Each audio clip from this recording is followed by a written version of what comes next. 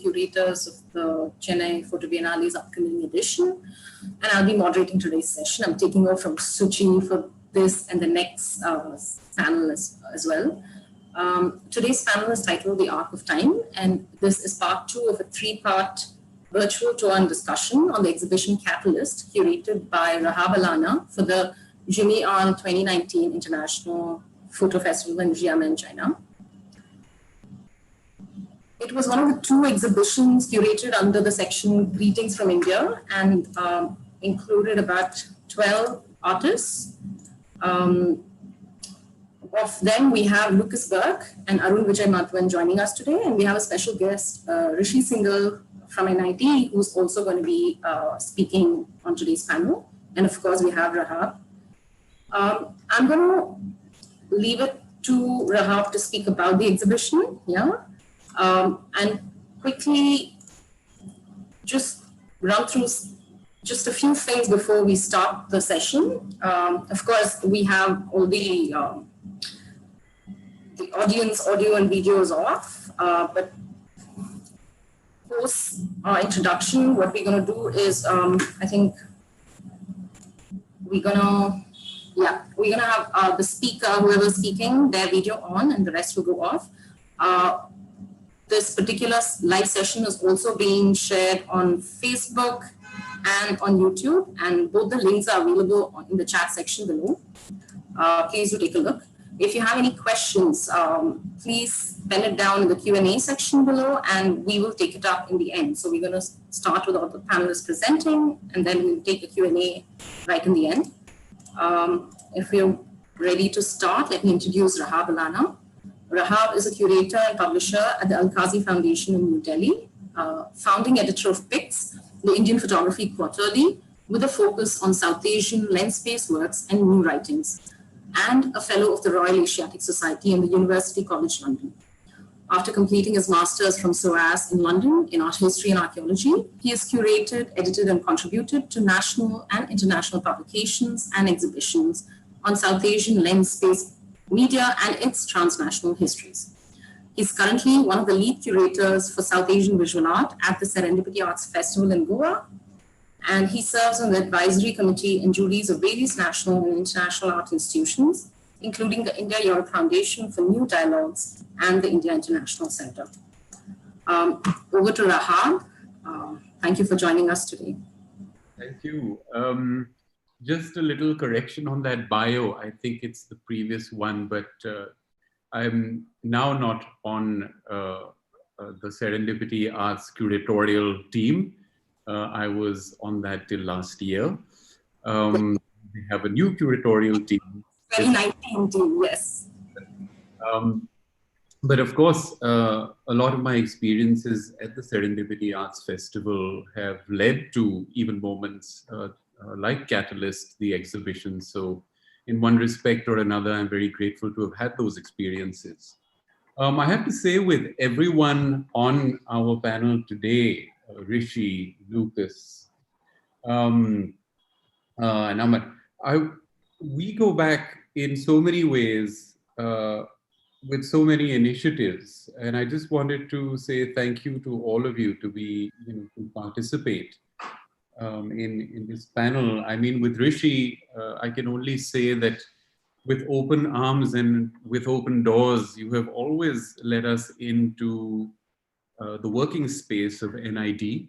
And I'm very sort of grateful for that, because it is not only a kind of lead into the work that you do pedagogically, but of course the work that your students share and the work that you have shared of your students, also of the archives of NID, have really been foundational in so much of the curatorial work that I have been doing for the last few years. I feel, as you well know, that one of the archive's primary incentives, as it were, emanates from this desire to share and not see it as private patrimony. And you have so generously done that. So I just wanted to say thank you very, very much. And with Lukas, exactly the same. So much of what we have done even with the Alkazi collection of late in showcasing the work of Bharat Bhushan Mahajan, Kishan Chand Himlani came through collections that you generously offered us. But also with PICS, our last publication, Photo Peshawar, and this only is a step, a crack through the door of your varied and vast experience as a publisher, as an editor, as an artist yourself. And I think one of the things that really impacted the South Asian region more generally is the Afghan camera work that you did. So many people ended up making their own box cameras as a result and practicing the very craft and the art of photography through that. Of course, we will lead into other aspects such as the Myanmar Photo Archive and all the work that you might be currently doing. But I just wanted to sort of say thank you to all of you for that. And of course, Arun, I have to say that one of the key sort of elements of the Catalyst exhibition really came through your dissertation project. I hope we can hear a little more about that. But what I was really drawn to, as a lot of you know, is the sense of transnationality, the sense of what the South Asian subcontinental history of image-making lens-based practice generally has been and is. What I'm going to do is make an effort to screen share, and hopefully it will work. And then I will go through some of the ideas that have been belying this exhibition. So hang on just one second. Is that viewable, guys? Yeah. Okay. So effectively, this exhibition was looking at, or I was thinking of looking at, questions of location, questions of regionality, questions of authorship, and eventually even questions of spectatorship. And I think that particular dimension came out so beautifully in the work that you had done with this dissertation project. But at the same time, I was interested in the popular cultures of photography. I'm sorry about that volume. But that's part of this video. One of the requests that I had from the JIMEI ARL group was in a way to think about regionality, but also through different lens-based practices, in this case, it was stop-motion film. And I selected this, and this is work that was done by the government of India or promoted by the government of India as part of the experimental film project. And hence, this whole question of what is film and what is photography and where are the crossovers, where are the sort of cross engagements, I found very, very interesting and forthright in some of the work. The other aspect that I find really sort of underlies this exhibition is in a way a reading of what we might call the vernacular, what we might call rather the subaltern, and what Chris Pinney has started calling the demotic more of late. Because those regional forms, according to me, catalyze, right? A catalyst catalyzes an experience through a dynamic site, a dynamic form. And this is exactly where the still image and the moving image for me come together and speak to one another. And as we go ahead of the stop motion film from the 1970s, we come across Bharat Bhushan Mahajan and Kishan Chand Himlani's work, which deals with this idea of portraiture, which deals with this idea of self-image making. I thought this for us becomes an important sort of node, for us to think about identity construction and creation, especially now, especially at a time where the passport image, what does it give us? It gives us a vector of nationality. It gives us a vector of age and class and sex. And I think all of these are very complicated things to project through any form of documentation, any form of identity creation. And I think this is very much at the crux of so many issues surrounding state interventionism right now, the whole biometric study. But nevertheless, we had two artists, street, as it were, photographers who were engaging with this, bringing out the popular culture of identity construction at this particular given moment in time. It also became important then to think about cinema and the moving image, how that had a huge sort of impact on the region as a whole. And I was always interested not in mainstream cinema as much as B and C grade cinema, and this whole culture of the pro-filmic, what was the media that was driving us to create a certain kind of imagery. So it's not only about the construction of genres and iconographies, which all need to be contested, but what is the media that is belying that? What are the terms of the construction of a body of work? And I found cinema to be a kind of good refractor for this part of the exhibition. I also selected work that I found, as it were, on the streets of Myanmar, and I know that Lukas has a vast and opening out collection of this, only to say that, well, these sort of popular cultures, these histories, alternative histories of image making are to be found everywhere. And if we are going to challenge via an exhibitionary platform or even a piece of writing, what a hegemonic structure of image making or image proliferation is in this day and age, then maybe we can do that also through the interventions of the contemporary artists here. And so the work of Aishwarya Arumbakam really struck me as an important point of entry to think not only about cinema and the stereotypes that it creates, but also notions of gender and sexuality that are constantly stereotyped. And once we go from there, I suppose we went from there as to a recalibration. How do we recalibrate our experiences or engagements with this construction of knowledge that the archive brings to us, right? It is always being constructed. And one of the chapters that I had read more recently, once again, was W.J.T. Mitchell's What Do Pictures Want? And he talks about how we are making an encyclopedia of the world and what are we illuminating that page with and what are the citations to that we are trying to create. And at all points of times, don't we need to reconsider and revise our sense of that body of knowledge? And so for me, contemporary artists, even like Sukanya, who made this animation work based on her family archive, but also sort of images that she had constructed, had this very strong regenerative quality. Now the exhibition takes a kind of a break. It is divided between these artistic nodes on the one hand, and on the other hand, it goes into kind of political testimony, the space of social and political urgency. And for this, I found interesting and engaging the work of course, Ashfika from Bangladesh. Our next conversation is going to be with her and Sukanya, called The Embodied Lens.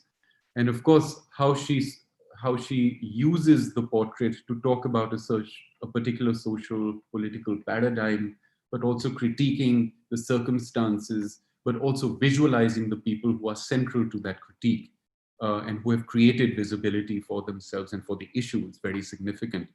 As has the work of Maiko Neang that we see flowing right now.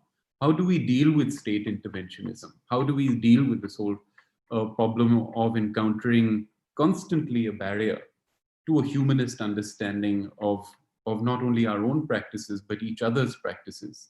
There are not only unilateral ways of understanding history. History is open, it needs to be taken from the bottom up, from the top down, and split wide open from the center.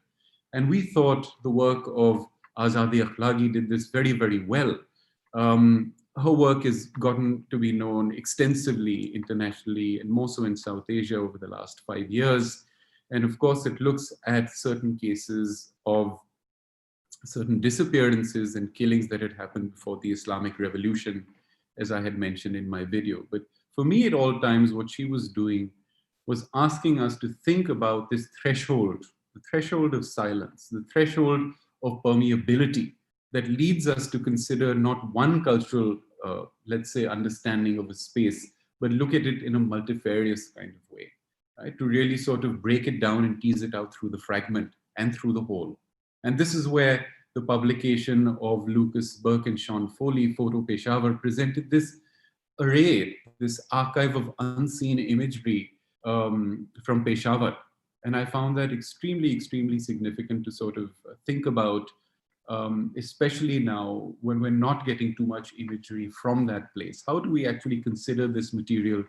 And it must become part of that world history of photography that we so often talk about, that universalism that we talk about all the time of photography. Is it not enhanced and expanded by inclusions such as these.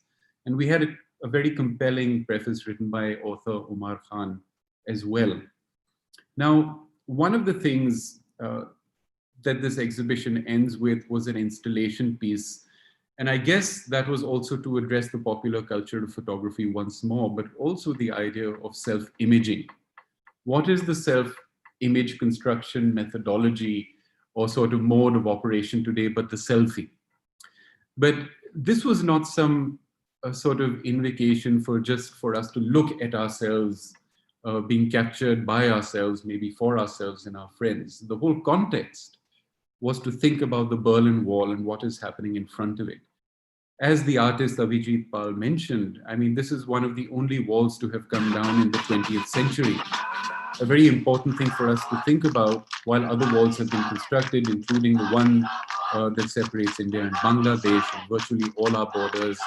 And of course, while thinking of borders, we have to very carefully now think about the present. And I'm saying that with respect to maybe using 1989 and the Berlin Wall as something to end my sort of discussion in on over here.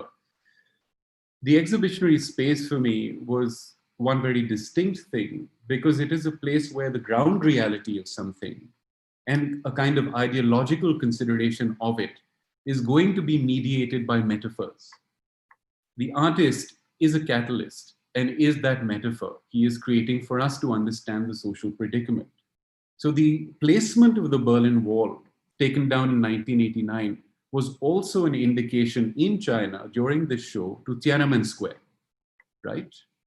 1989. It was also an indication to the Velvet Revolution in the Czech Republic, also 1989.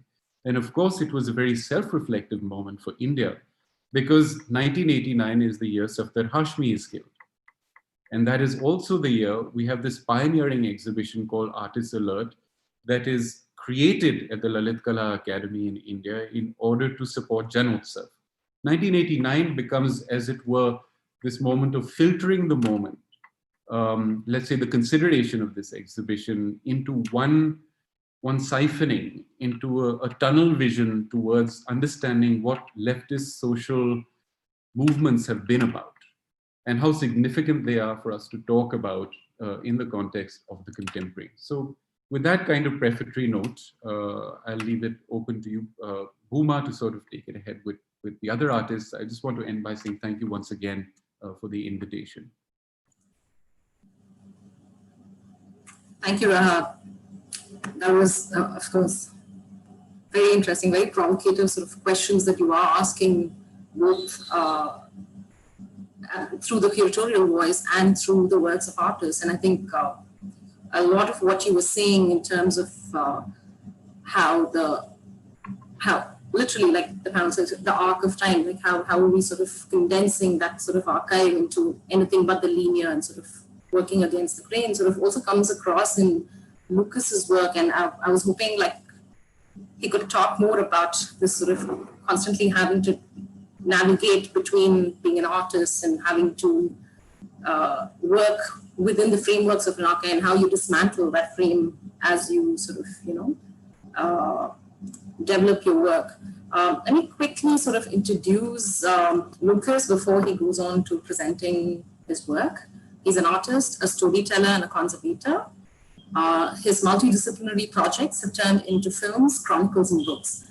A large part of Lukas's work deals with archival material that he collects while traveling or delving into his own background. And these archives are not ambiguous, neither are they ambiguous, nor are they of found images. He researches his imagery through investigations and explorations, very often in areas that have been affected by conflict and have not yet had the chance to present existing material in an artistic form. His narratives tackle recorded history by creating alternate storylines and fictional elements alongside commonly accepted facts. Lukas is currently exploring his growing interest in preservation by means of curated artistic presentation with the Myanmar Photo Archive, an endeavor to reinterpret and tell the story of Myanmar through collected photographs that have been taken over the last 6 decades. Lukas will be presenting both about the work he showed at Catalyst, Photo Peshawar, and about his ongoing practice around archiving and sort of circulating the archive, sort of reinventing the archive and putting it out there through various modes, such as exhibitions, publications, workshops as well. So the kind of proliferation that he seeks through the ways in which he works with the archive. Okay. Over to you, Lukas. All right. Thank you, Bhooma, for the introduction. Rahab, thanks as well for the introduction. We have worked on different things, and I think we'll work in the future on more things, obviously, within this field. Well, I guess I'll best start with the work that was presented at the exhibition, which was Photo Peshawar, the book, which was a book published by PIX, so by Rahab's initiative. A work that Sean Foley and I came to by accident of sorts. We were working on a project you mentioned before, the Afghan box camera project, which was on the history of photography, but especially box camera photography in Afghanistan. A very peculiar thing to stumble across at one point. We were working on a book in 2005 on tourism to conflict areas. And I guess from that also my interest in conflict areas sort of grew out. And by now I'm working in a lot of different conflict areas or areas that have been affected by some sort of conflict and work on archival projects there. Yeah, so maybe just briefly talking about the Afghan box camera project, which is primarily an online archive. And it was also the idea to keep it an online archive, because we were thinking, how can we spread these incredible stories of how photographers have utilized a very simplistic tool, a wooden box that just requires a few basic chemicals and paper and some sort of a lens, and have worked for 5-6 decades with that tool through the times of the Shah, during the Russian occupation, the Civil War, the Taliban, and then it sort of died out with the impact of the digital movement after 2001. So that was really, for me, also the first start of working with archives, and to understand that once you do a research that engages with people in their history and they offer you something of the things that they have learned through their practice, that there's a huge responsibility what to do actually with these materials, and then how to pass on these stories. And with the Afghan box camera project, Sean and I decided that we have to find some sort of a democratic form of spreading it. A book did come out in the end, which is a beautiful book, but it is a very well, it's an elitist object. It's an expensive object. It only reaches a certain amount of people and a certain amount of demographics. So we were thinking the key is to have it online and keep it online. And on afghanboxcamera.com, there are all the portfolios we did, all the research we did, trying to form the history of photography in Afghanistan and box camera history. So it's very much an online project. And for me, as someone who tries always to think about products and how to place things where and who's the audience, that was definitely a big learning curve in terms of how to generate narratives that can live online, that can have their place or their primary place online. Because that's actually where we spread the information the best. And at that time, Facebook was very supportive of these things, and Vimeo and other platforms with their algorithms, which is not so much the case anymore. And yeah, and that's, as you said before, a lot of people actually took on, because it was in 2010, there was a bit of a movement towards the analog, the physical, tactile engagement with photography. And we had a lot of people until now who took our plans we made on how to build these box cameras and build them themselves. And actually, later this year, I'm going to publish a book on box camera now, what happened with all these people who sort of took that on, and in that way preserve or transformed this piece of Afghan history, which was a history that also happened in other countries with that camera, and it sort of lives today. It doesn't live in Afghanistan anymore.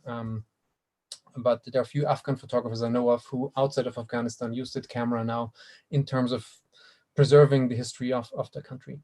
But that really got me interested in terms of how I have archive material, how you have narratives that are sort of have a foundation in something that real, and how do I transform that information into a narrative that is actually accessible to people right now, compared to, I mean, and we all deal with these things. How can we make things accessible? How do we turn a story from the past into a story that is present? And that's where I would say the artistic practice of mine comes in, is to try and identify also what kind of narrative would be the best, or could be the best for this specific story. And that, in my case, could be, as I said, an internet platform, it could be an exhibition, could be a performance, or a book. And that's sort of what I've worked on in the last years a lot, is transforming different stories into books, also starting different publishing ventures in different places in different countries, and producing in different countries. And also to make everything I have gathered myself, make it public and accessible to people. I'm just going to share my screen quickly. There is this, just a few images, so you can imagine what box camera images look like from Afghanistan. This is from a box camera photographer in Herat, who, with a bicycle and the big camera on the back, would venture out and then take pictures of school children at the beginning of the school year. From the archives I created, I always try to invite artists to work with them. I did one collaboration with an Afghan German artist, Mushtari Hilal, who lives in Germany, and sort of always seeks, I would say, the formation of identity in terms of how to form her own identity, and works in very, very different aspects with that. Is a wonderful illustrator, and she illustrated some of the negatives I collected in Peshawar during also our research for Photo Peshawar. And identity and the formation of identity is also something that, for me, is an absolute necessary thinking process all the time, because I'm also a foreigner all the time. I'm in Austria, where I'm from, but I would say 9 months out of a year I'm traveling. So identity, just like for everybody, is definitely a huge aspect of my life. And I come from Austria, so in German, Austria is Österreich, which is a description nobody knows. And my passport says Österreich, and though it's a very privileged passport, of course, it has gotten me into troubles at borders, because people don't know what Österreich is, and the Austrian authorities never, I don't know, never put Austria on the front. So I've been stopped at borders, even in India, but especially in the Middle East and also in Iran, where people would not recognize where I'm from, and they ask me, where are you from? And I say, I'm from Austria. But he's asking me that with the passport in his hand, which is the one document that can verify who I am. So that's, of course, shows you that no matter where you're from, identity is a creation by some institution. And in order to, of sorts, challenge that or work with that, I've over the years created about 300 identities that have partly been, I mean, it has been fun, of course, but partly also has been experimentation in how far can I go actually using those. And I've, as I said, created many, and some for specific purposes, to see how far can I go by using these identities. And only recently, this has been going on for 15 years, and only recently did I publish a book that's my wallet, actually.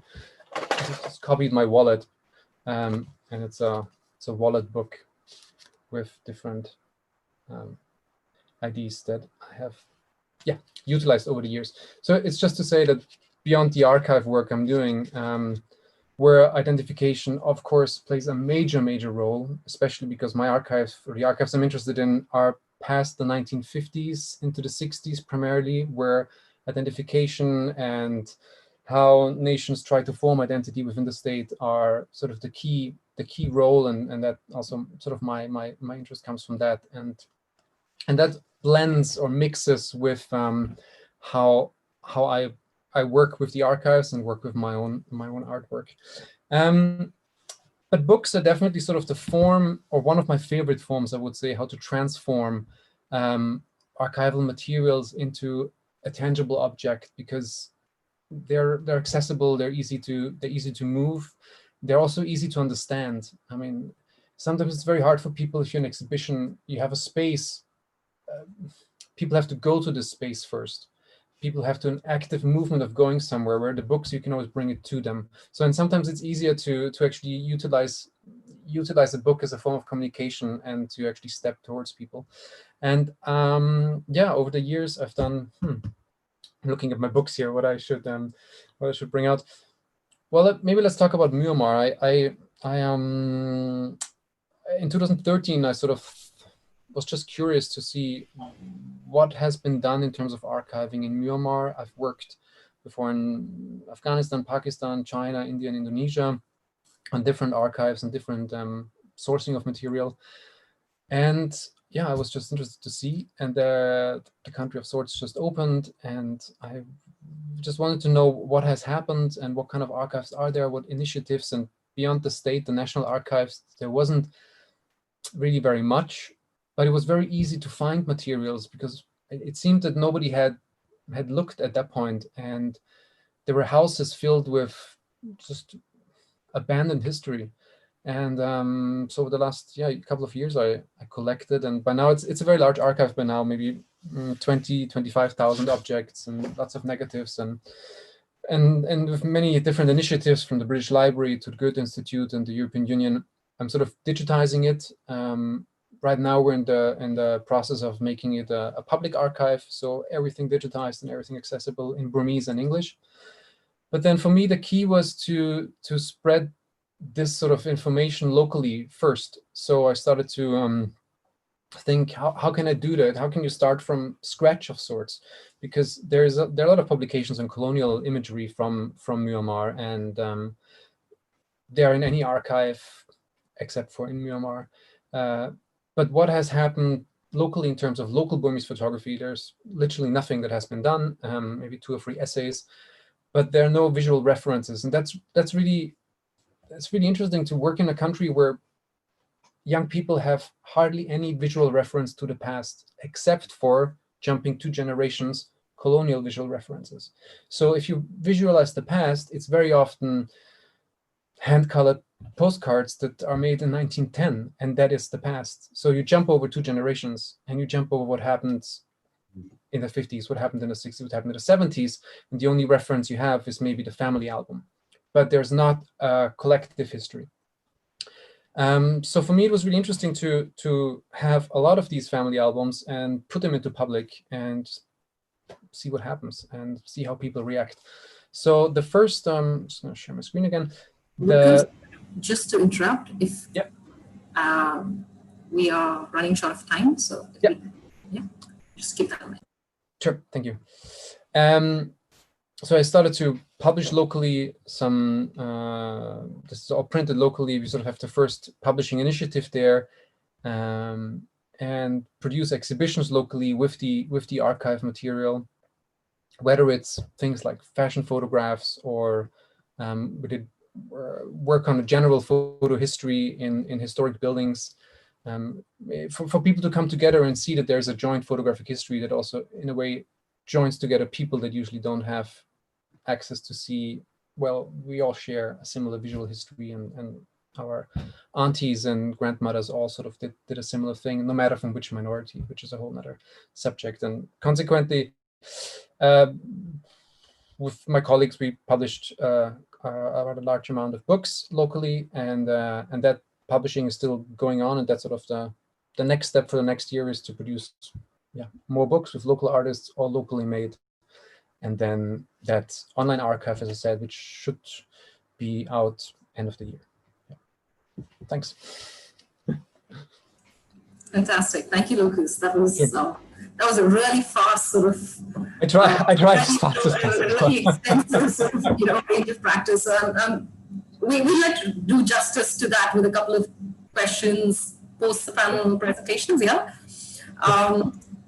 Let me introduce our next sort of speaker for the evening. We're very happy to have Rishi Singhal as our special guest for the evening. Rishi is a photographer and an academician. He's based out of Gandhinagar in Gujarat. He's received his education from the Center for Environmental Planning and Technology in Ahmedabad, Visual Studies Workshop at Rochester, and the College of Visual and Performing Arts at the Syracuse University. Currently, he's leading the master's program in photography design at the National Institute of India. He's going to be talking to us primarily about the NID archives, right from its early days to the development of the photography design archive of student dissertations on the history of vernacular photography in India. Can I call upon Rishi to present? Okay. Hello, everyone. Thank you, Bhooma. Thank you, Rahab. And I think I'll just straight away start with first trying to establish the context of how we are looking at archives at NID, because I think it becomes at times a bit misleading for many outside NID to fully comprehend what is NID archive, because in a way we have multiple archiving practices going on simultaneously. So what we are referring to as NID archive is the institutional archive, and then we have our department specific archive, which is not an archive of photographs or negatives. It is an archive of student dissertations, and student dissertations are based on these public and private collections on which they work on as part of their archiving practices module and dissertation. So I'll be talking about these things very briefly through two of the presentations that I prepared for the purpose. So I'll just straight away share the screen and start talking about the NID archives.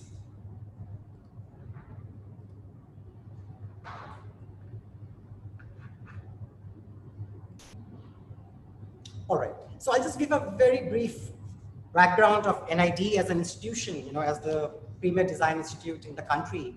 So after India gained independence in 1947, and once we had the constitution, 50 onwards, very quickly in 1953, the then Prime Minister, Jawaharlal Nehru, he was thinking about, what all institutions will this newly independent nation will need. And at that time, there was hardly any notion of what design, the way we understand design today, it was very different. In fact, it's safe to say that they didn't really have a complete understanding of what design is. So the way it was being conceived as a bridge between, India's millions of years of, or thousands of years of craft history and the new technology, and the IITs were already being set up. So they wanted to bridge that gap between craft and technology, and which is when they were looking at the West and the modern design movement in the West. Of course, I think many of us know that NID has very, very significant influence of Bauhaus, for example, Ulm. And with that, NID was set up in 1961. And I'll just stay with some of these slides for a little longer, and I'll rush through some slides, as we are going through these presentations. And since its inception, NID has attracted many influential design teachers from all over the world, and it has also produced some extraordinary design solutions, products, exhibitions over the years. And what we are referring to as NID archives today is, in a way, one of the most crucial and somewhat complete source that sheds light on the Institute's journey. And again, I think it's fairly safe to say that it is primarily the history of modern design in the subcontinent. So I don't think that we really need to be spending as much time, going through these slides at length, but this is just for some reference. And, all these photographs that I'm sharing with you and objects are from NID archives, and I'll be talking about how we started working on it and what came out of it, how we sort of almost confronted that collection of boxes, and we had no clue what we were looking at, which was in 2015. And how over the years we have started setting up these systems, we have started organizing what we are looking at, how we are scanning, digitizing, all of that. And I think it's important for me to mention that one of the blueprints of setting up this design institute was laid down by two very, very important American designers, Charles and Ray Eames, who created this India report, and which basically had the basic concept of what a design institute in India, or for that matter in the subcontinent, should have. I'll just rush through these. Gautam and Geera Sarabhai. So these two were very, very important business family in Ahmedabad, along with let's say Kasturbhai, Lalbhai, and I think Vikram Sarabhai is well known for his work in science and technology, and Gautam and Dhirabai took upon themselves, to donate land to set up the institution and work very closely with the then government. And since, they were already quite moneyed, they could, with their own expense, with their own money, invite a lot of these designers and architects from all across the world, which the government did had funds for at that time. And I think I'll also very briefly talk about how I got interested in this, because this was not really part of any of our pedagogical activities at that time. I joined NID in 2012, and I think for the first 2 years, that is 2013 and 14, I was also teaching a lot of courses at the Ahmedabad campus, which is our heritage campus, or the mothership, as we call it at times. And very often, as we are sitting informally at the chai gate, which is this little very informal place where, you can have your chai, smoke a cigarette.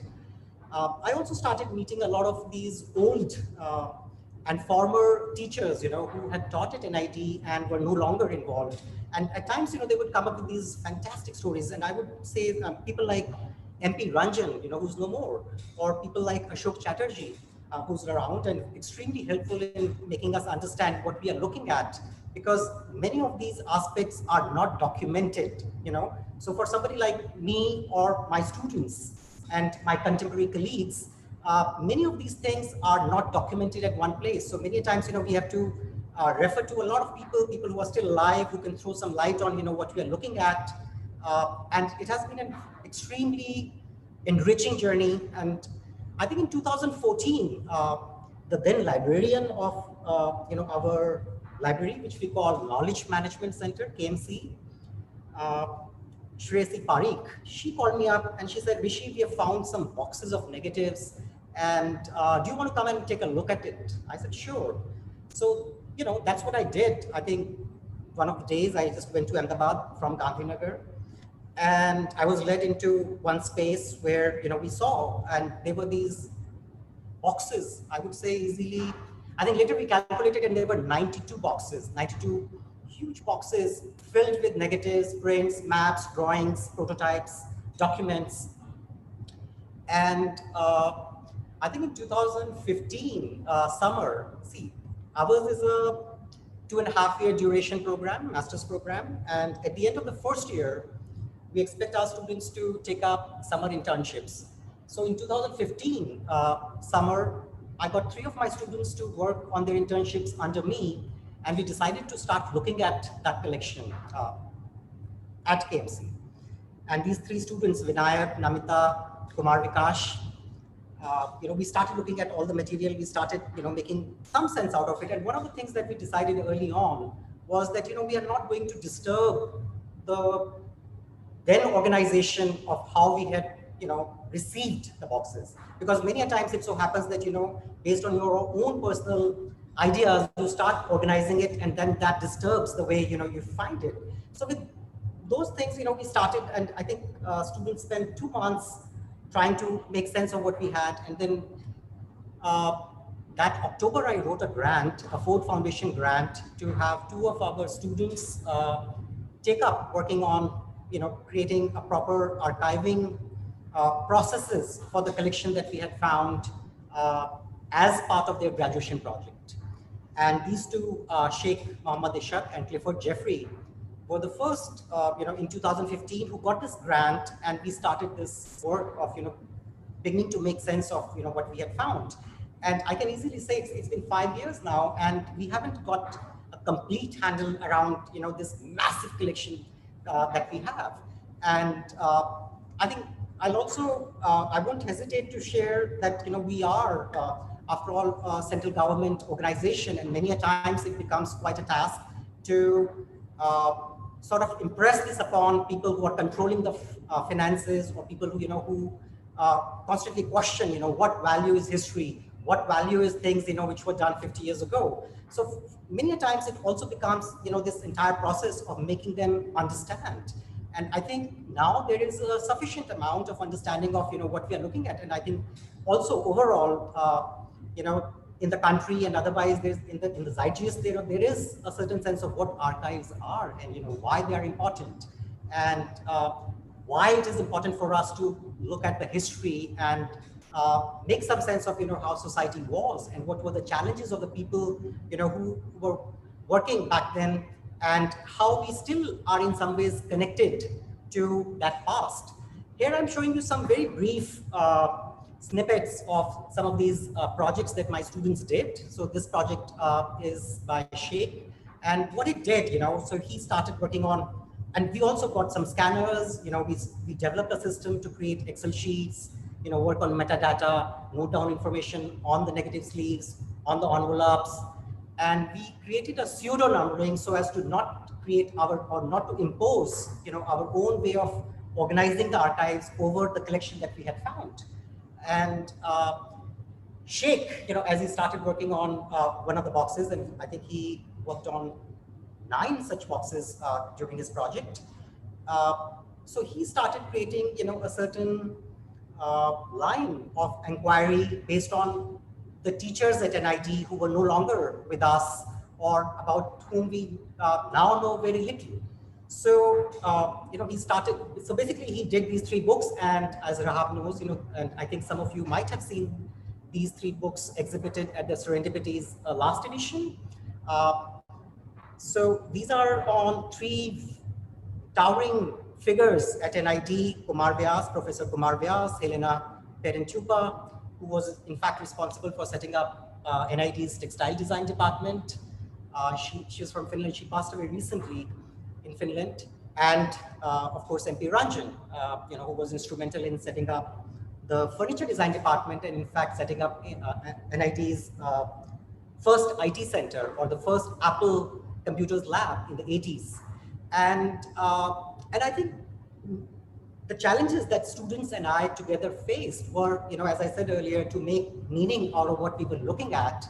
And I think I would say we were very fortunate in terms of, our reflection, thinking, whatever influences we were considering precious, that we decided not to box what we were looking at, so we kept the interpretations very open and very fluid. So let's say if you would speak to an old timer about the same set of, let's say, negatives, photographs, or objects, they would share some information, somebody else would share something else. So instead of, making our own decisions on what is right, what is not right, we decided to work with all the information and, let it find its own structure. So I'll just very quickly rush through. This is Clifford's project, where he's looking at the construction of NID, as you can see on the left side. And we also have this fantastic monument on campus in Ahmedabad.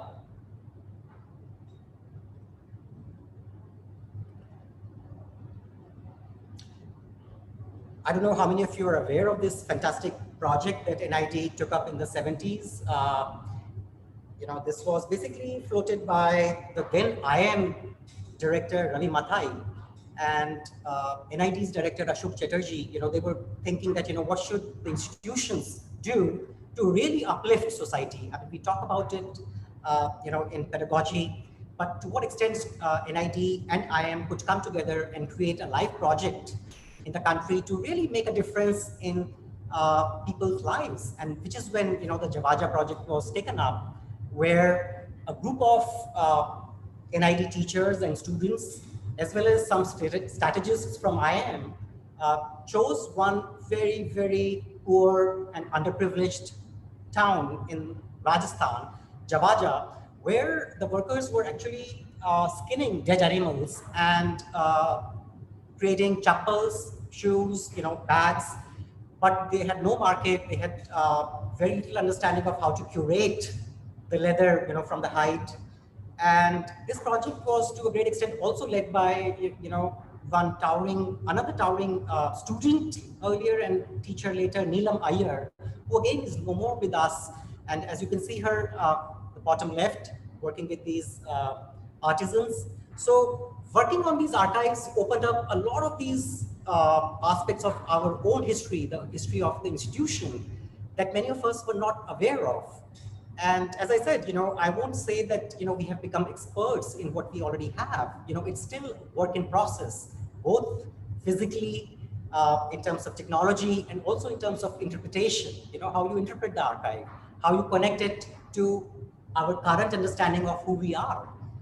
So I'll just very quickly, Bhooma, how are we doing time-wise? We are short of time, but if we can... 5 minutes, maybe? Yeah, it can take 2 minutes, yeah.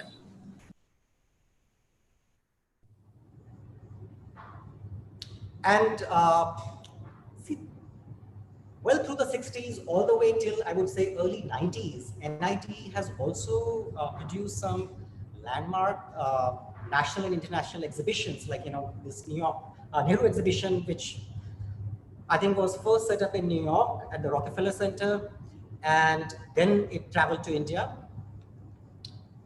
So the entire exhibition was produced by NIT, from research, from creating visuals, from creating text, from soliciting material. So this will give you a general overview of how we are looking at archives in education, and why we think that this is an extremely important aspect, that is archiving or an understanding of archives.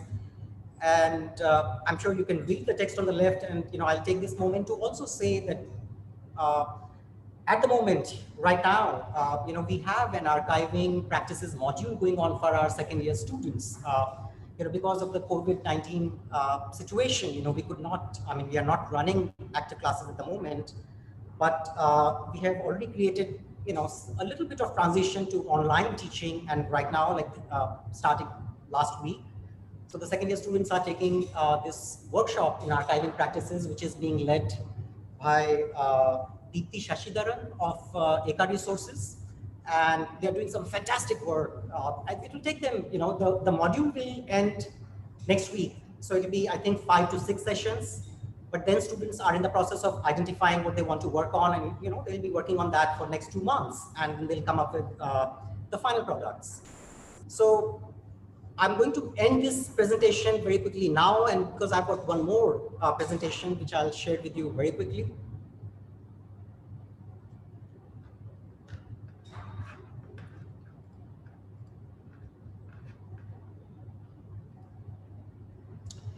So as I was talking about, the department archive, that is the photography design archive, which is of students' dissertations. So, as you can read that our students have been tracing what one may call the history of Indian, or, I would rather use the word subcontinental. So wherever, we are very, very open and interested in looking at, what's happening around, what we consider country in political terms, let's say. And this is an exercise which was present before I had joined NIT in 2012. So my predecessor, Dr. Deepak John Matthew, he had started this as part of the curriculum, where students would go back to their natives and pick up some collection or family album and start working on it. And over the years, it has grown, and of course, we have also streamlined a lot of processes. We have got rid of some of the things that we were doing previously. We have added, some new things in terms of scope, research methodologies, technical aspects, and what we expect the students to create as the final outcome. And I think just for your quick reference, I have laid some of the final outcomes behind me. If you can see some of these books on the table behind me. So these are the final outcomes of these dissertation exercises that our students have done, especially 2014 onwards and till now. And I think a lot of things come together because as part of our curriculum, we are also looking at aspects of book designing, working with, two-dimensional layout. So we expect our students to, create the final form of all the research that they do as part of their dissertation on archiving practices to create, some kind of a book. And, in the past, we have also done a few exhibitions. So I'll try to rush through some of these images and then talk very briefly about, as a concluding statement. Rishi, can I request you to show the images, but then we also have Arun waiting for us. And since his work is also sort of very much sort of interlinked to, being an ID project, if we can take up some of these questions as a panel discussion, Yes. So in fact, because we're running short of time. Yes, so I think I'll just end this here. I'll just move to the last slide to just Sorry continue. about I hope. I think I was being very ambitious in terms of what I felt I could do here. But this will give you a glimpse of what we have been doing. And Arun has done a fantastic exercise, which has also been exhibited now. And I think you can talk about it, and I'm open to taking any questions. Right. Thank you so much, Rishi. And I'm so sorry to sort of interrupt your fantastic, really gripping sort of presentation. I wish, is there any other way to access this sort of content that you're sort of presenting to us today? Something that we can, a website, somewhere where we can share at least At the bibliography. At the moment, we have not made this public because Right. there are several stakeholders involved. Right. The stakeholder whose collection the student has worked on, then the student Right. and the institution. And also at the moment, we do not have sufficient institutional framework to take it out. But in terms of material, in terms of content, it's just bubbling. So, we are open to looking at possibilities in future, how to make it more public. Yes, of course. So I'm going to quickly introduce our final speaker for the evening, Arun Vijai Mathavan. He's a Kanyakumari-based engineer turned photographer whose practice focuses on environmental issues and social documentary. He completed his master's in photography from NIT Ahmedabad, and where he's actually produced this body of works, which was exhibited as part of Catalyst. Right now, he's looking at exploring issues of space with its relation to the environment and urbanization. He's going to be presenting the Adhi Moolaperumal Archive and the work that went into researching and exhibiting that work. Arun, are you? Yeah. Hi. Thank you, Bhooma. Thank you, Rahab, for this opportunity, and thank you so much to Rishi to make me do a work like this. So as Rishi mentioned, every student need to do a dissertation like this, and so for that requirement, I came to Kanyakumari because it's my hometown. Then initially, I started with a image which is nearby this Putteri pond. So it's taken in 1905. The photographer is unknown.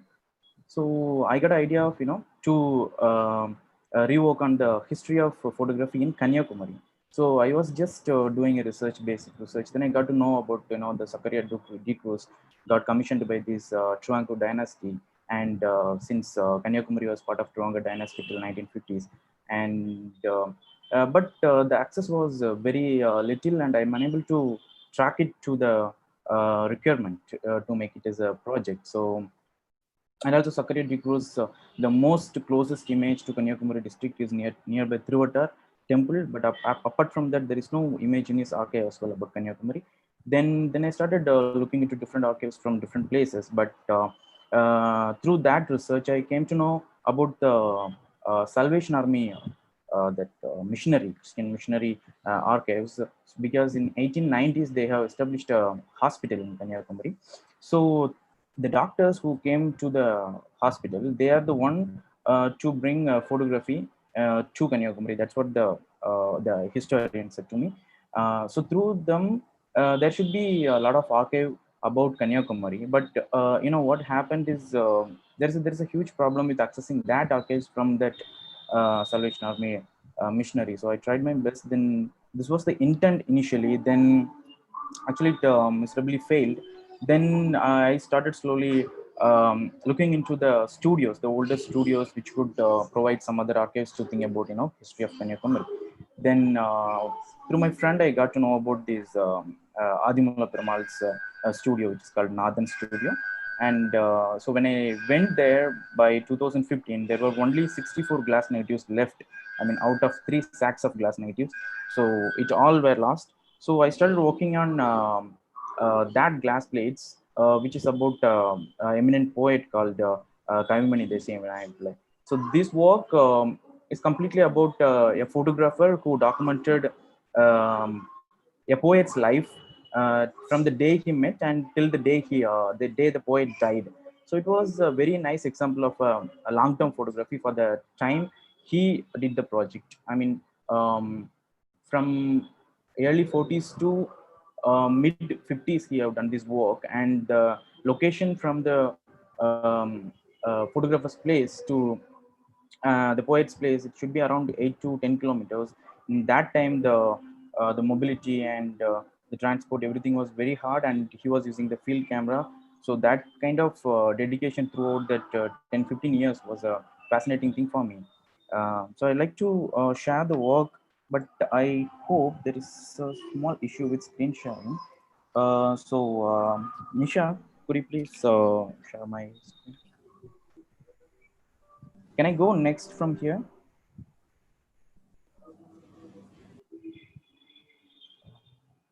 It's really fast. Okay. So he is Adhi Moolaperumal. He is born in Kotar, Ilankadai actually. Due to poverty, he quit schooling. Then he started working at a Weavers community place, which is opposite to astrologer's house. So one day, a person who came to astrologer's place to look into his palm, then he was waiting. At the time, he saw a wall full of paintings of God. Then he was inquiring who did that. Then that was Adhi Moolaperumal. That time Adhi Moolaperumal should be around 10 to 12, 13 years old. Then he was very interested about Adhi Moolaperumal's skill, a drawing skill, and then he introduced him to a drawing teacher. Then slowly this friendship got developed, and through him he learned photography. At the age of 16, when he was in 1928, he bought his first TLR camera from a nearby town called Tenkasi, that he used to photograph the small weddings and events, as well as family or whatever. And he worked as a teacher actually. So after he bought a camera, then slowly he went to school. Then he I think he finished 8th. At that time when he finished 8th, you will get a teaching job. So he became a teacher, a drawing teacher, as well as a physical education teacher. And Adhi Moolaperumal is also not just a teacher by profession. He is a person of multiple talents.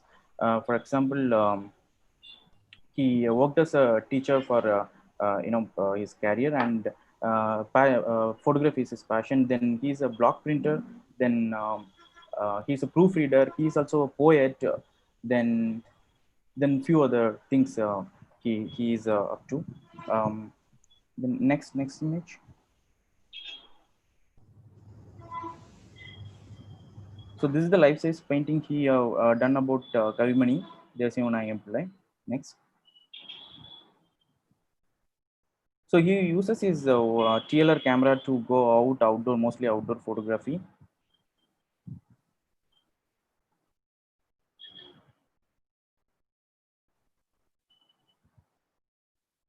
Next.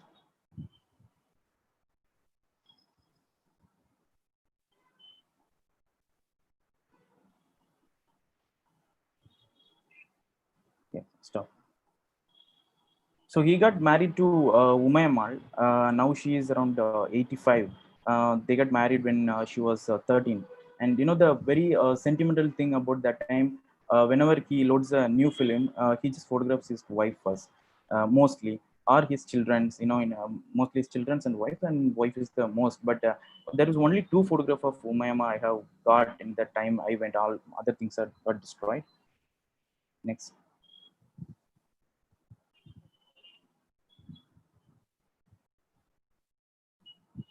He got a small studio set up in his house. So the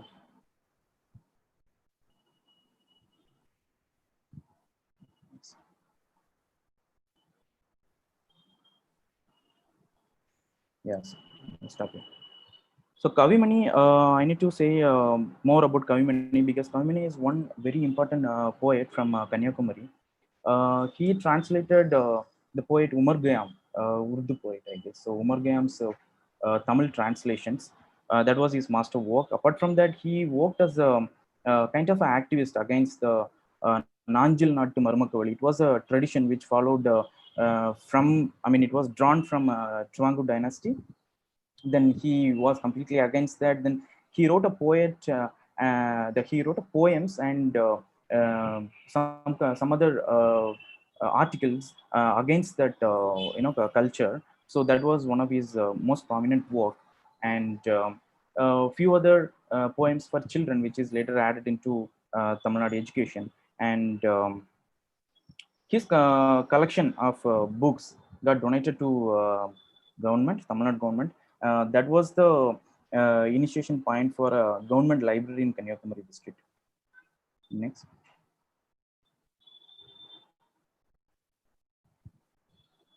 And the day Kavimani was introduced to Adhi Moolaperumal, so Adhi Moolaperumal photographed him, then he came back.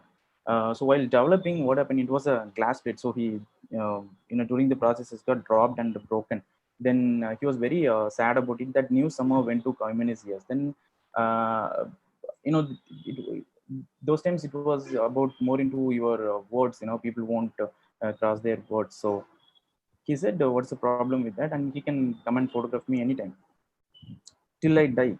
Then I don't know, he literally took it, or that was the way people take it at that time, I don't know. So he actually did that till his death. He was photographing Kavimani. And the next one,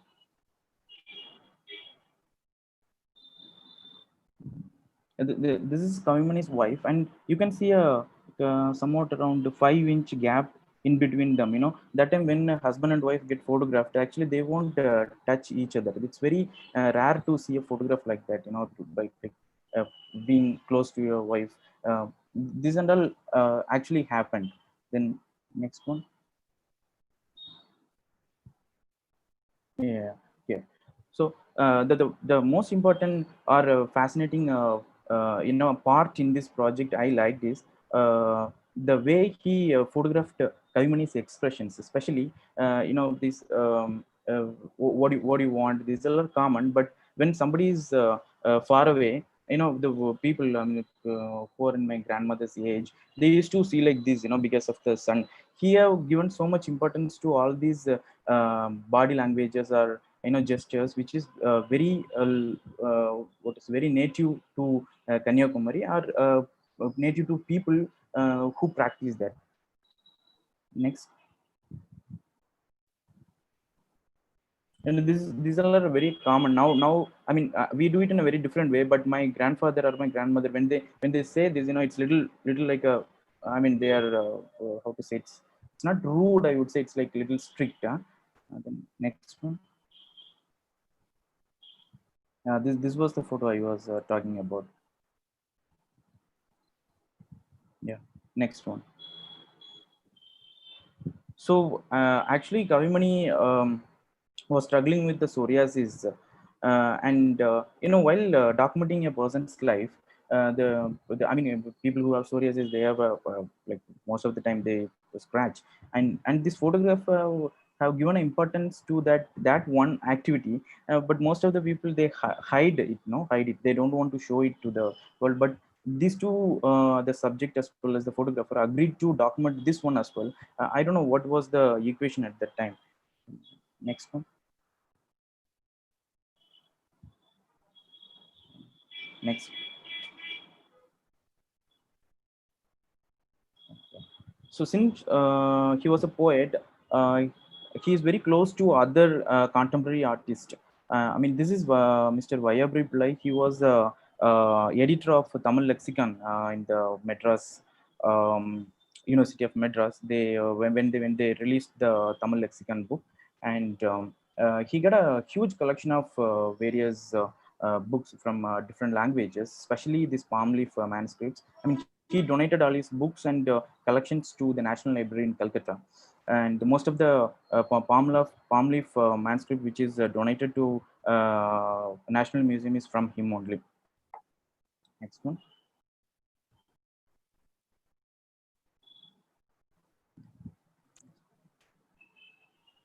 And also he's close with a lot of people who are involved with the self-respect movement at that time, then quit India movement, as well as this one, yeah. So this person who's inspired by Gandhi, so he never wears a shirt. He is called Ganeshan, and he's the founder of Kamban Kalagam. Next one. This is a great theater artist from early, I mean, father of what is that? Drama. And his juniors later moved to the cinema industry of Tamil Nadu, actually. His name is Abhay Shanmugam. Next one. Arun, Yeah. Are we running out of time? we are running a little short of time. Okay. Yes. Okay. Yeah. And we'd like to take a couple of questions after your presentations. Sure. So in this photograph, we can see ex-Chief Minister Karunanidhi here, and even that was even before his political career. And during this project, I got introduced to a historian from Kanyakumari, A.K. Perumal. He was the one behind identifying all those historical figures from this photograph. Okay, next one. So, Tyagaraja Bhagavatar. The other personalities, and Adhi Moolaperumal had a habit of whatever he makes new, then he will go and show it to Kavimani Desivanaipalli. This was the handmade album by him.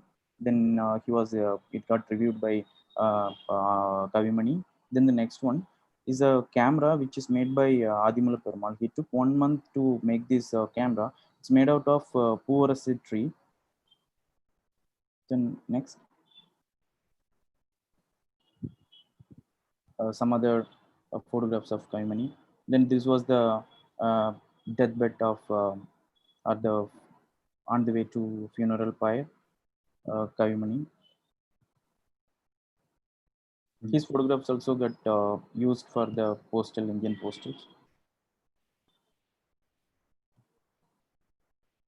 He's also one important person from Kanyakumari. He is Sheikh Thambi Pavalar. He is called a Sadavadani. That means he can do 100 things at a time. I mean, that's what he got awarded. Next one.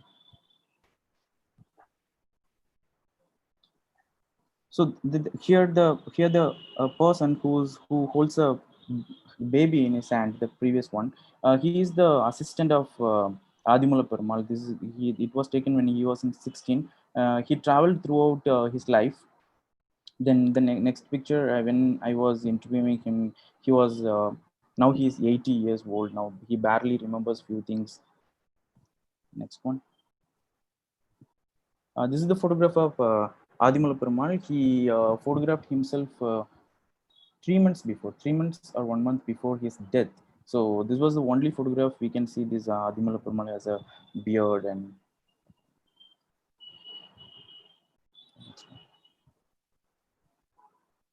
this is the only remaining equipments or the tools which Adhi Moolaperumal used in his life, and 64 glass plate negatives in a box. That's what I could able to recover or to document at this stage. And I a little worried that if I could have been there like 20 years before, but I was a child at the time, but 20 years before, maybe, that 3 sacks of glass negatives could have been, saved, and the job of saying the history of photography in Kanyakumari could have been a little more easier, I guess. And I think that's it. Thank you. Thank you. Thank you, Arun. That was fascinating.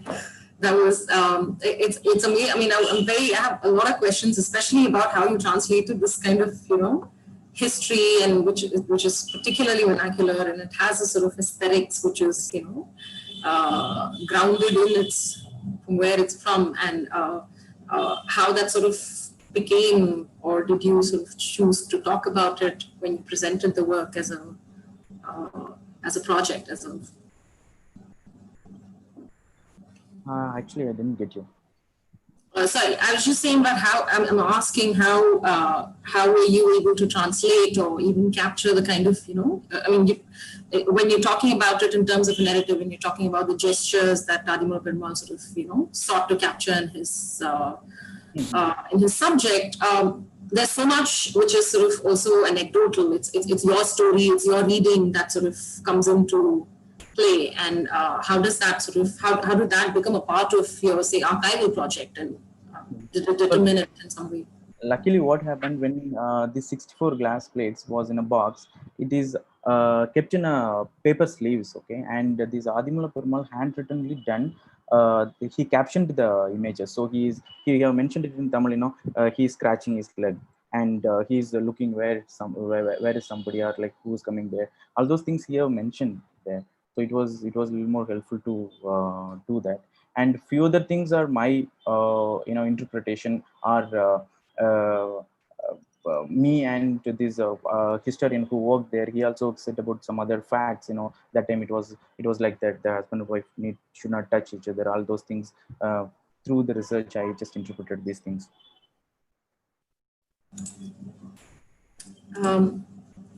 Can I direct some of the questions that have been asked by the audience? Shall we take that up first?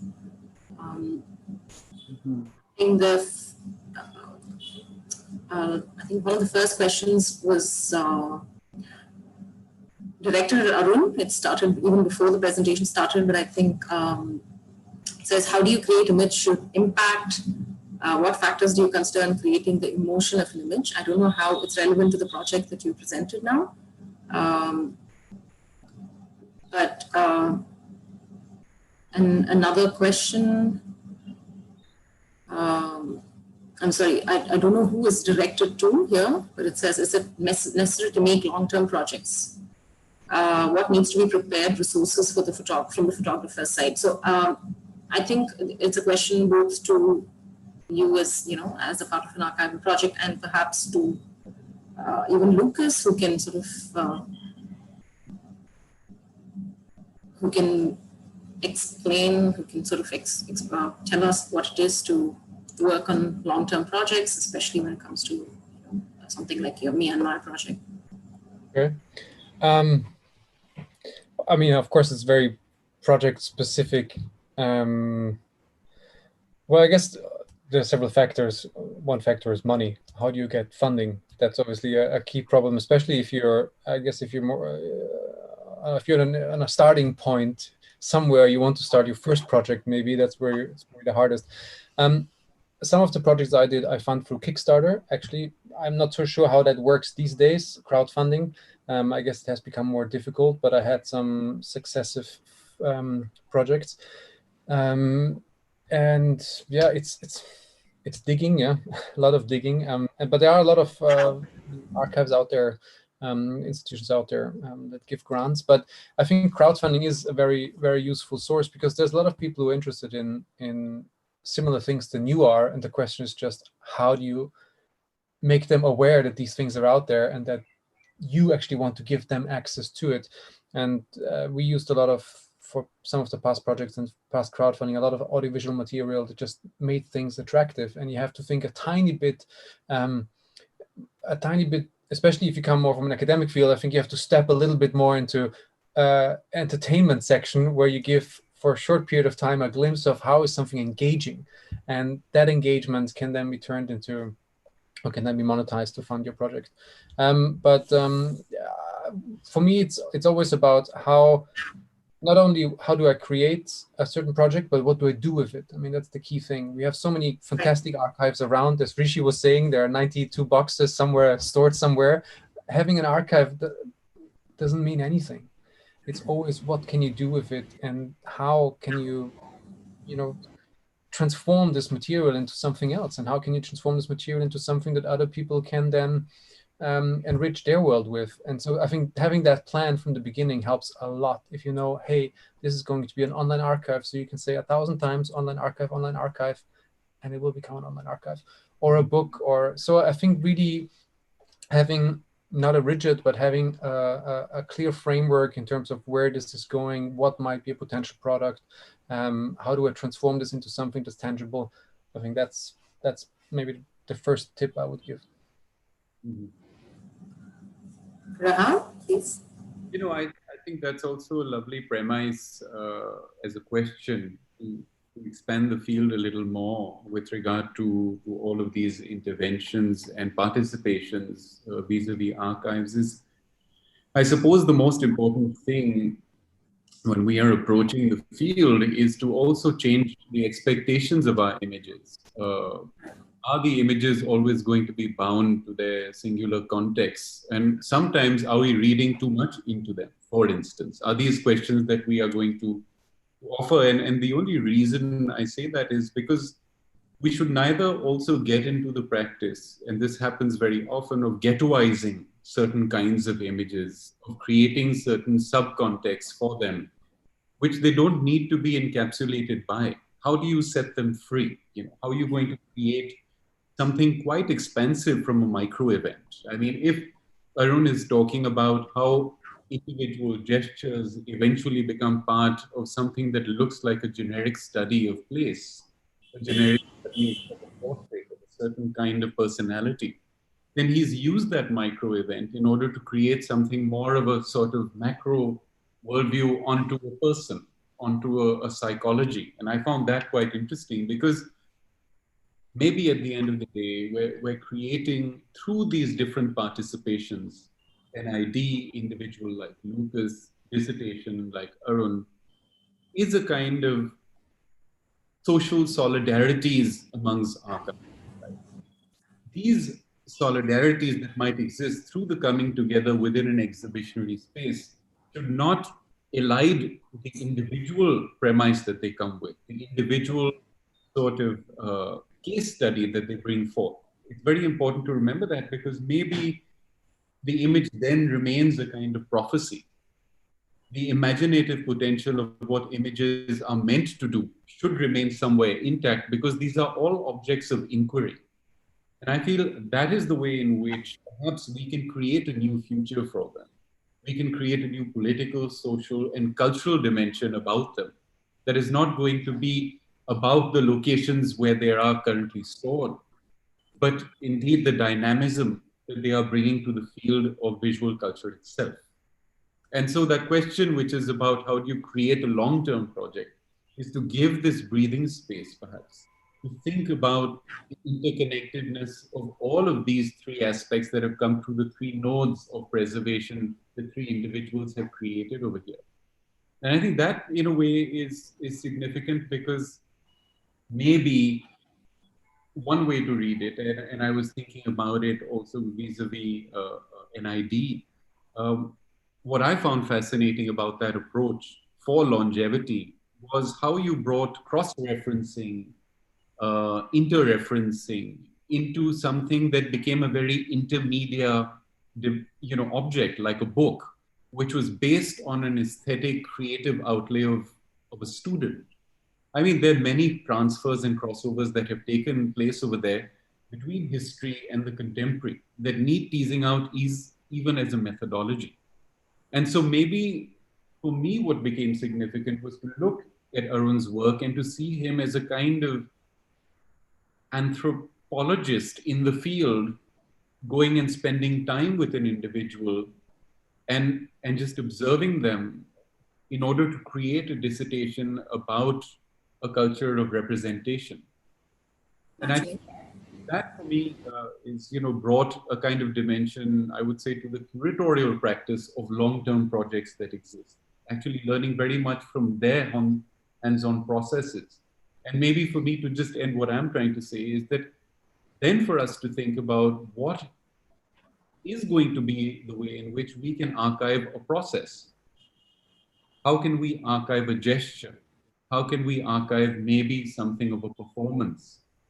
I think this act of archiving is not sort of devoid of the form itself, but it also comes with a mode of inscription. As someone said, the moment social media came into our lives, a new form of inscription came into our lives, because from readers, we became writers. From consumers, we became producers. And I think that as a cultural zeitgeist is a very important thing to remember in today's context.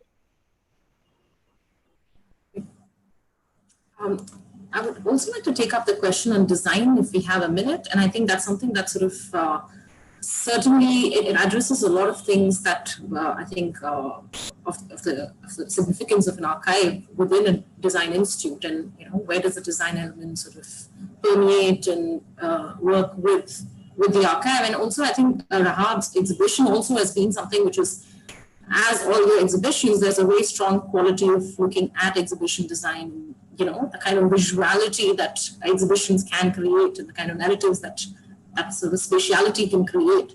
And if you'd like to, I mean, it's open, and let me open it up to Rishi and Rahaab, Lukas, I mean, to anybody who'd like to answer, but really think about how sort of design comes to define the process of working with archival material. And, well, I mean, I can very quickly just to draw Rishi and Lukas into that one, is for me to just ask them to address the very process of editorializing. I mean, this whole idea of how we look at a body of work and create a dimension from a section of that work means that the whole process of bringing it down and teasing out its very strains through an editorial process is itself a big conditioner for what design will occur through and from it. I mean, as Rishi mentioned, the Bauhaus school and the influences of that school coming to bear, let's say now, many years later, via the school onto photography and to functionality and to the eventual form that objects will take is a very broad spanning step wherein I would say the MFA program itself becomes a curatorial endeavor. And I know this is true for Rishi and NID because of the ways in which he's had to think about curricula, ways in which he's had to think about bringing multi-dimension into a field that very often is thought of as the singular, the still, and a component of something very functional, the documentary. But is the documentary, in fact, dysfunctional? Or is it a space of great potential and great outlaying? If nothing else, we question the documentary through these works. And I think if you're talking about design, one of the big leads for me vis-a-vis this exhibition and all that I have taken from the works of NID and Lukas as well, was the very thought that what is actually a legitimate form of representation, can poetic media, can poetic forms, can creative strategies today be seen as important and valid and legitimate and factual and resonant as any other sort of dimension that we are being presented through all forms of media today? And by this, I mean, you know, corporate media and other media that are trying to give us information and feed us material. For me, the work of an artist, curator, archivist, student becomes that much more significant when they question the dimension of the documentary and what we are being told in order to create a substrata or a layer around, I would say, a kind of consciousness of that object.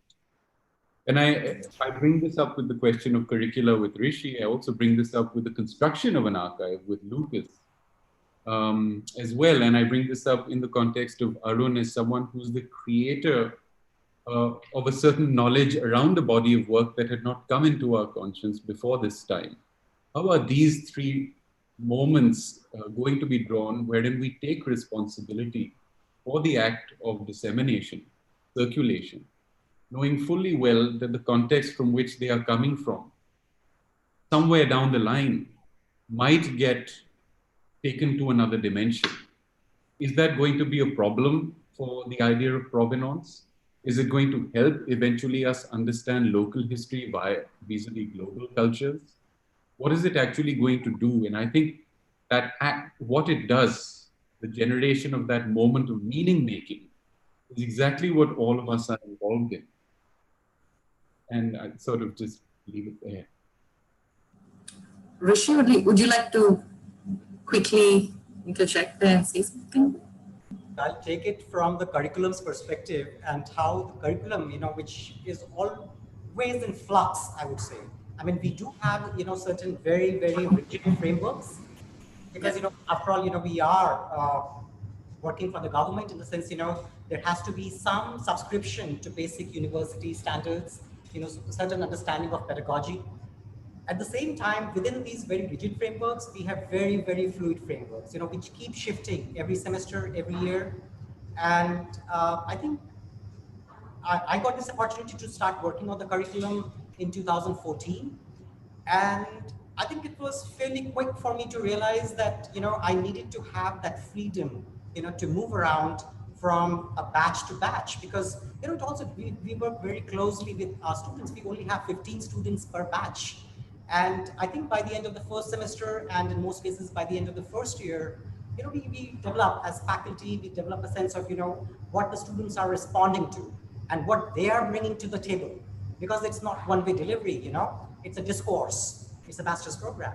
So based on that, I won't say that it necessarily gets customized, but it does get customized. And this is when, as Rahaab pointed out, things, whether we are bringing animation inputs or new media inputs, or let's say the history of video art, or, allied media practices, or working with the history, because history, understanding of social sciences, understanding of politics, understanding of personal identities, all these aspects are as important as the other. And I think it would be a folly on my part if I would say that the department is reflecting my core values or my understanding of who I am, and the space that I'm operating in, and what my ideologies are. So which is why we also keep it very fluid and very open. And then depending upon the interest, and now drawing your attention to what Rahaab had pointed out initially, the basic design principles. So I would expand the definition of or the ambit of beginning to respond to this by saying not just design principles, but also principles of how we understand what is meaning making or what is value generation. And I think we cannot be very fixed or rigid about that, because they change with context of region, context of technology, context of time. Because a lot of us are these days talking about our practices which were pre-pandemic era, and things are going to be very different in 3 months, 6 months, 1 year. And I think a lot of us, almost all of us, are to a certain extent clueless. These are uncertain times. Many of us are trying to figure it out. So, and to have something very rigid to define, what our courses are going to be next semester, I would consider is a mark of short-sightedness. So we don't want to do that. So as we are working on the curriculum for next semester, certain principles remain in place, like let's say in terms of form, in terms of history, but then there's a lot of freedom to try new things, and students can also contribute to how it takes shape, over a period of time. Thank you, Rishi. If there's something essential that anybody else would like to add, I don't mind giving 2 minutes, but we are very, very late. We pushed it by half an hour. But I would request you to look at the Q&A section below. There's a question by Adira, which I think any of you can sort of respond to. Is there some other way? I mean, let me ask CPB if there's another way we can facilitate this sort of Q&A if we have to close the session now. Yeah, I mean, we can always connect Adhira and Lukas if that's all right with Lukas, and they can have a longer conversation rather than rushing them up right now. So, right, it is a very important sort of interesting sort of discussion that we can have around the question. But I'm so sorry, we might have to just call it a day. Thank you again, all the panelists. Because I think Rahaab also needs to leave. So. Right. I'm just going to quickly take just 1 minute to share our next program that's happening on June 20th at the Chennai Photo Biennale Foundation, virtually, of course. And we have Christine Barth from France, Dayanita Singh from India, and Hiba Amin from Egypt, who lives in Berlin. And we're having a very interesting discussion with them on their show. I cannot pronounce it in French, but in English it translates to Who is Gazing? And the show is actually opening in France this June 30th. And we have a chance to kind of, hear out their ideas and their and little more about their practices, and also a little bit about the show. So do join us on June 20th for this program, which is we are in partnership with the French Institute in India. And there's one more from our session from the JIMEI a collaboration with Rahaab and Alkazi Foundation, which is happening on June 25th with Ashvika and Sukanya. I'm just waiting to see if we can share that creative as well. But yeah, I mean, June 25th, all the links are there on the Chennai Photo Biennale website, on what's on section, or easier is to just go to Chennai Photo Biennale on Instagram and just go to the bio link. Thank you, everyone, so much. I mean, I really wish this conversation could have gone on longer, but I guess we'll maybe do another round sometime later, you know. And thank you so much, Bhooma, Rishi, Rahaab, Lukas, Arun. It was just fantastic and very fascinating to look into all these questions about the archive. So look forward to having all of you with us on the next event. Thank you. Bye. Thank you. Yes, that's the one on June 25th with Rahaab, Ashvika, Bhooma, and Sukanya. So do join us. Thank you. Thank you.